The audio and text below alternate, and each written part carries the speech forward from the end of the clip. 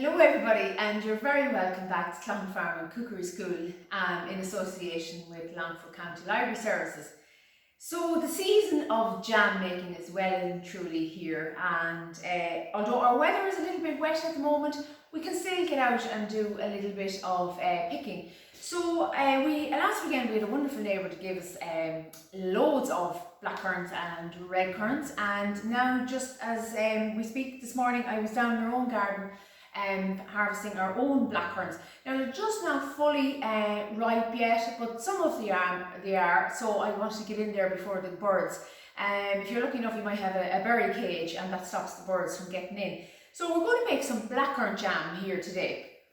Now the blackcurrant recipe, jam recipe I'm using belong to my Aunt Evelyn up in Castlepollard. But I don't know, my own mother Ethna was a great woman to make jam, as were a lot of people to make all kinds of jam. So I have this recipe Evelyn gave to me a couple of years ago, and it's a lovely recipe, and I'm sure you will enjoy it as much as we do here in our home.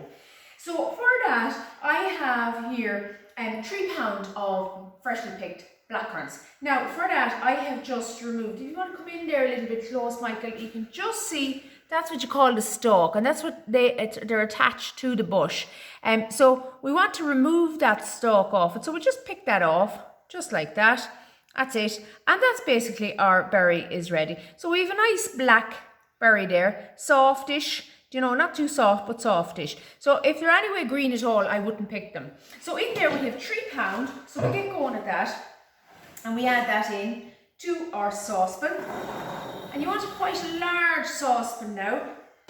So, and blackcurrants gives a huge yield. You get 50% more pots of jam from blackcurrant than you would from strawberry or raspberry or any of the other fruits. So it's very economical, very high in pectin was the other thing I forgot to say. So we don't need any setting agent or anything like that. So just check through that. You might have a few little bits of stalks left. I just see a little few that we're trying to dodge. So into that, we're going to add in 2 or 3 pounds of blackcurrant.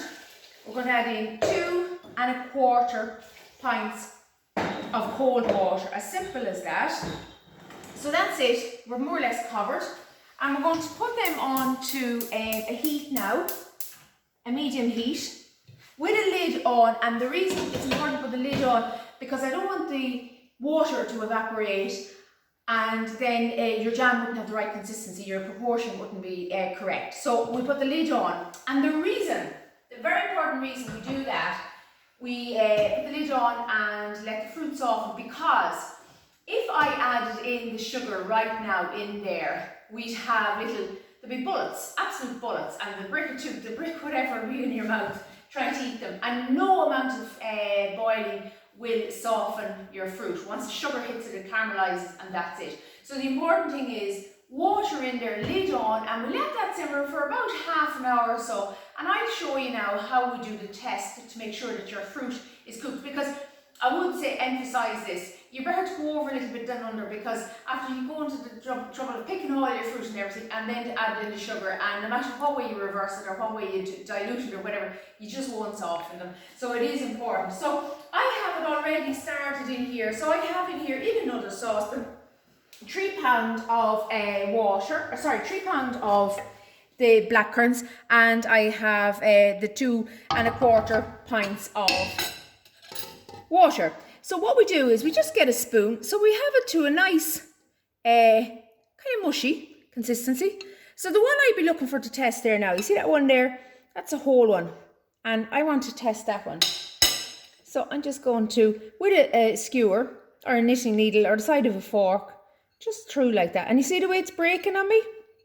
So you want to make sure it's breaking without too much resistance. There's no resistance there at all. If you have any little bit of resistance again, put it back on. But you can stay there for a second, Michael. I'll just show you. So what I'm talking about when I'm saying simmer, we just have a little bit of burping going on, and that's what you call this, a little bit of burping while it's simmering down, while we're softening the fruit.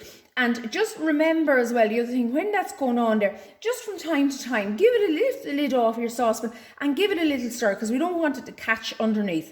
And that's it, and it's as simple as that. So we're ready now to add in our sugar, and we have our what have I here? 4.5 pounds of sugar. Yes, I know it seems like a lot, but it's not really when you break it down per spoonful or teaspoon you put on your sugar. So you can just come in here again, Michael. So once we start adding in the sugar, what I do is I switch off the heat. I'm actually switching off the wrong ring, am I? I'll just leave it off for a second anyway. So we just add in our sugar and I switch off the heat altogether on our ring because I just don't want that sugar catching. It probably won't, but it's just something I always do. So we just give it a good stir like that. And I'll stand here and I will stir this until I know and I can feel that all of the sugar is dissolved. And then we come back to it and then we will slowly turn on our heat. Now it's dissolving quite quickly there. Some people heat up the sugar.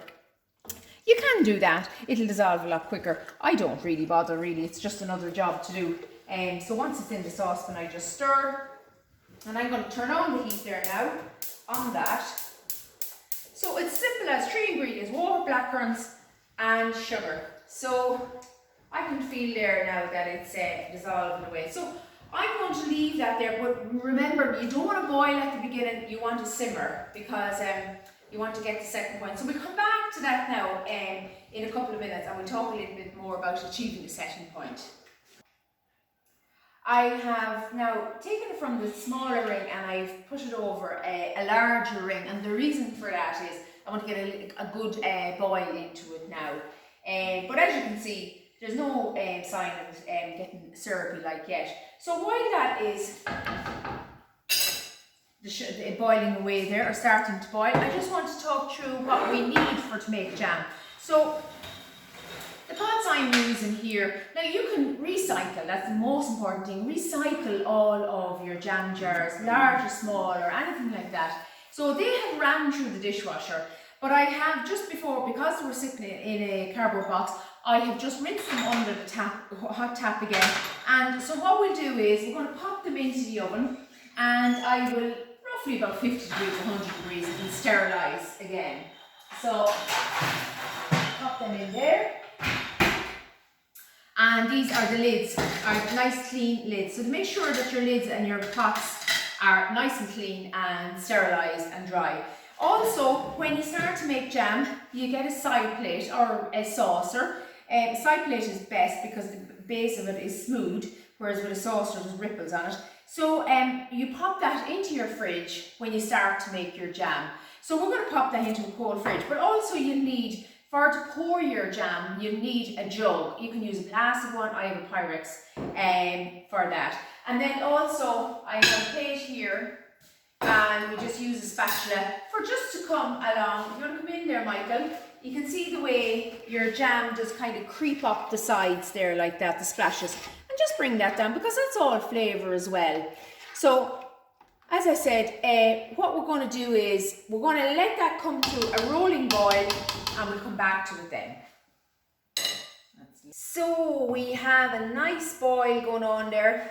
You can just blowing away the steam so you can see it. Can you see it there, Michael, without the steam? We have a nice little boil, but it is important when we are at this stage, we don't leave it. Even if your phone rings or anything like that, don't leave your jam because it'll just absolutely come up the sides and out and down the cooker and down your welly if you're wearing a pair of them or whatever you have on your feet, and so it's not worth it. So just stay standing like that and think of something nice and a little bit of mindfulness for about 20 minutes and you'll be fine. So I've just turned down the heat a little bit and we're going to do a test now.